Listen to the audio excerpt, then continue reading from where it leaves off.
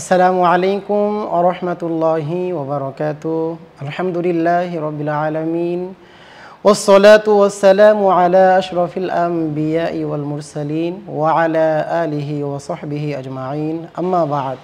সম্মানিত দর্শক শ্রোতা, আপনারা যে যেখানে আছেন সকলকে জানাই সাদর আমন্ত্রণ।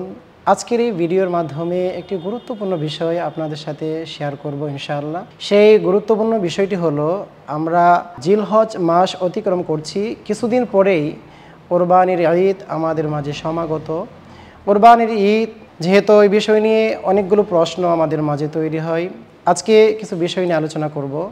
প্রথমত, কোরবানি কার উপর ওয়াজিব, কোরবানি আমরা কেন করে থাকি। কোরবানি ওয়াজিব হলো 5টি শর্ত কোনো ব্যক্তির মধ্যে যদি পাওয়া যায় তাহলে তার উপর কোরবানি ওয়াজিব হবে। 1 নম্বর, সে যদি মুসলমান হয়, প্রাপ্তবয়স্ক হয়, সুস্থ মস্তিষ্ক সম্পূর্ণ হয়, সে মুকিম হয়, সে নেসাব পরিমাণ মালের মালিক হয়। এখানে প্রশ্ন আসতে পারে, নেসাব পরিমাণ মাল কতটুকু মাল, কতটুকু সম্পদ, কি পরিমাণ টাকা হলে সে নেসাব পরিমাণ হবে।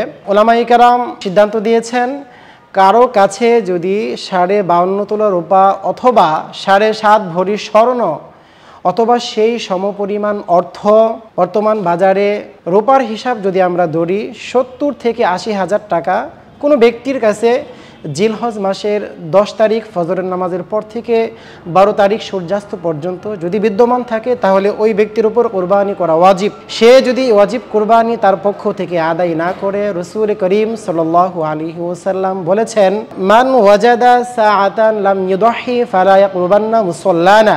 যার উপর কোরবানি ওয়াজিব হয়েছে, কোরবানি করার মতো সামর্থ্য আছে, সে কোরবানি না দেয়, ফালা ইয়াকরবান্না মুসাল্লানা, সে যাতে আমাদের ঈদগাহে না আসে। সম্মানিত উপস্থিতি, কোরবানির যেরকম ফজিলত আছে আর কোরবানি না করার সেরকম ধমকিও আছে।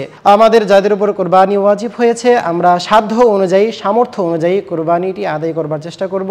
আল্লাহ তাআলা সকলকে সেই কোরবানির মহান হুকুম আদায় করার তৌফিক দান করুক। আমিন। ওয়া আখিরু দাওয়ানা আলহামদুলিল্লাহি রাব্বিল আলামিন।